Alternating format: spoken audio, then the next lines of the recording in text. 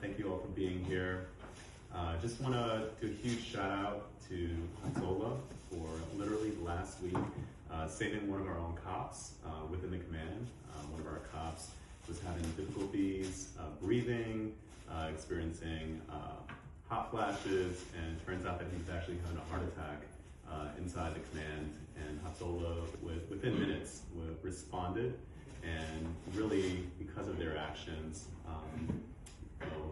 Officer Hatzoloh survived this episode. And so for that, I'm very grateful to Hatzoloh for their quick response and the things that they do, not just for us, but everyone in the community. So I'm very thankful to Hatzoloh. So I wanted to start off with that.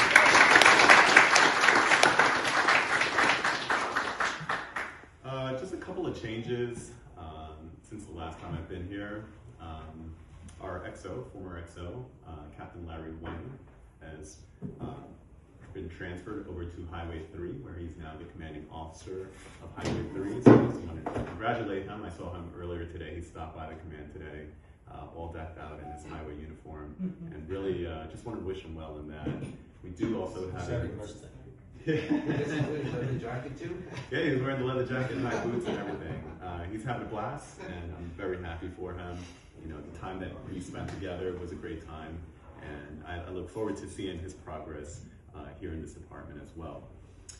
We do have a new XO, Captain Kevin Cascone, who was formerly assigned to the 66th. He was a midnight platoon commander, and most recently an IAB, so he comes with a wealth of experience, not just from within the command, but also understanding the intricacies of IAB, what they look for in the department, and that goes a long way in terms of compliance, which is essential to operating a precinct.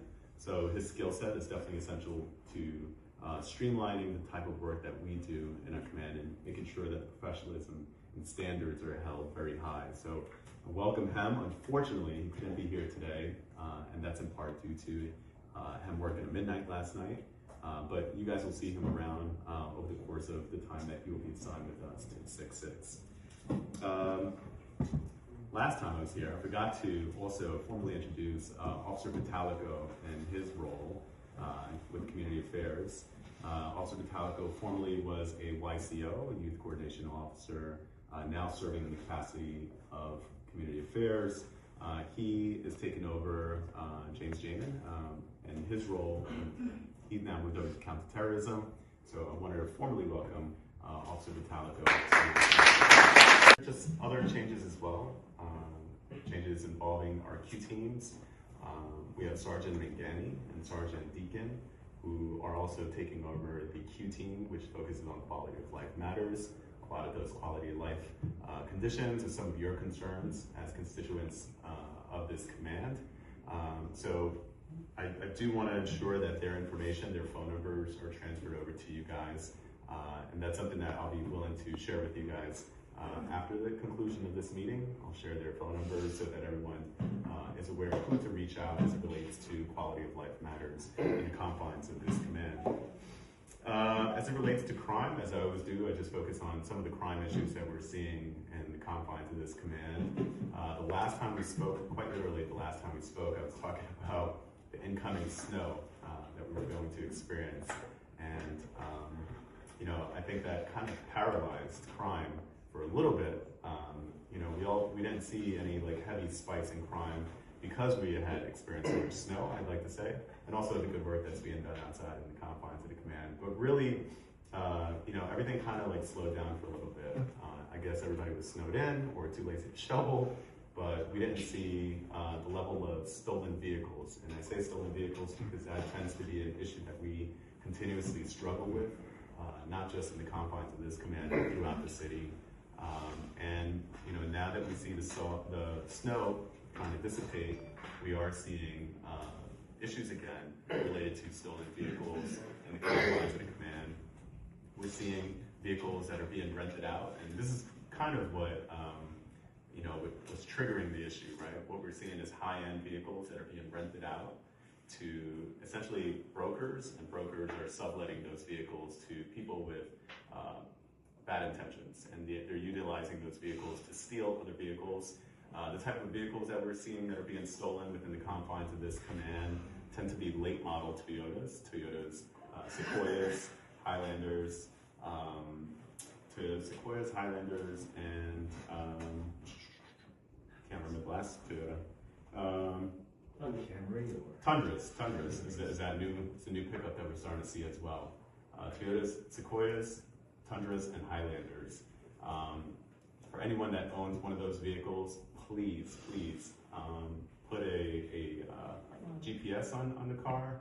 A tile is something that I've recommended in the past.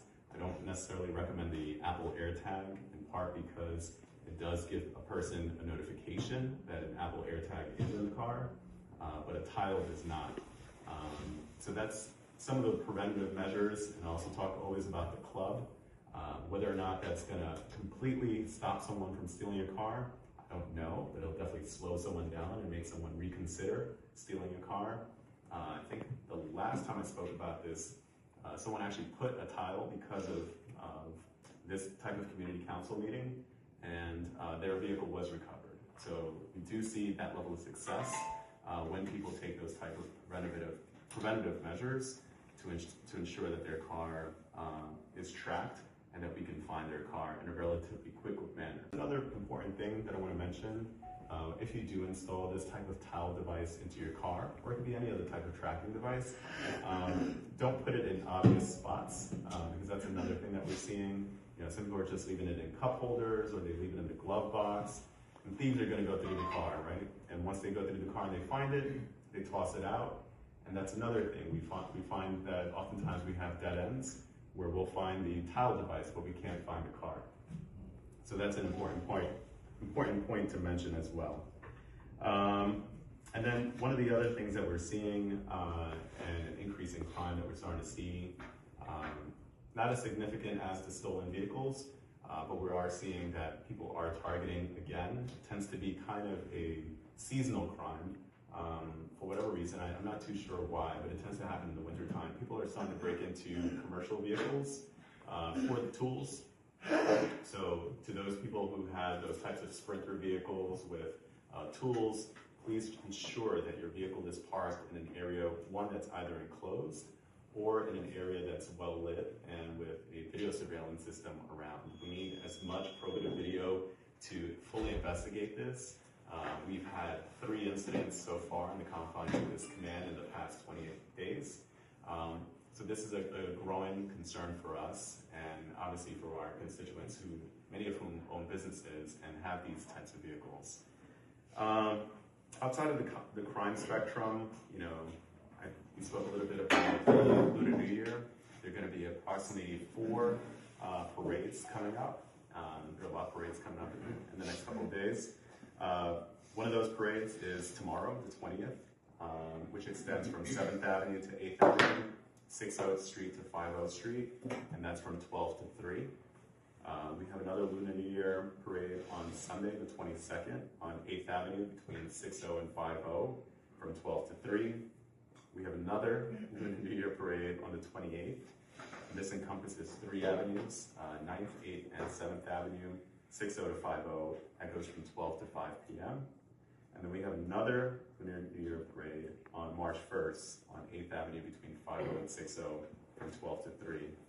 Following that, we have the Purim detail, which is going on March 2nd and 3rd. On March 2nd, you know, we're focusing on the hours from 5 p.m. to approximately 4 a.m. And then into March 3rd from the very early morning hours till about 2 a.m. So there's a lot of things are going to be happening in the confines of this command. As always, we also have a Ramadan detail over the next couple of Fridays to ensure that we are protecting and overseeing the mosques in the confines of this command. That's all I have. I don't know if anyone has any questions for me or any concerns that I could probably address. Any questions or concerns? Stealing them, potentially using them for other types of crimes. So from our law enforcement perspective, we're looking at scooters that are unregistered, uninsured, parked on the sidewalks. They're as much of a nuisance to everyone else, but we also want to prevent them from being stolen as well. So that's an issue and concern for us as well. thank you for the police, especially for the Chinese New Year. I know for the next couple of weekends, they'll be very busy with parades and fireworks and all that. So I just thank your police officer and for our community as well. Thank you. As you know, there's two things as a state legislature. Two things my job as state legislature. First is to make bills. Second is to pass the budget. Those are the two basic things. Everything else is extra. And one thing for sure, okay, wherever this new mayor proposal for this property tax or personal income tax, I will fight every way against it because it's killing us, killing our, what they call affordability, okay? Guarantee I will fight this, including my colleagues up in Albany. We will fight every single way. It has to pass through at least one of my committee, either housing committee or cities committee.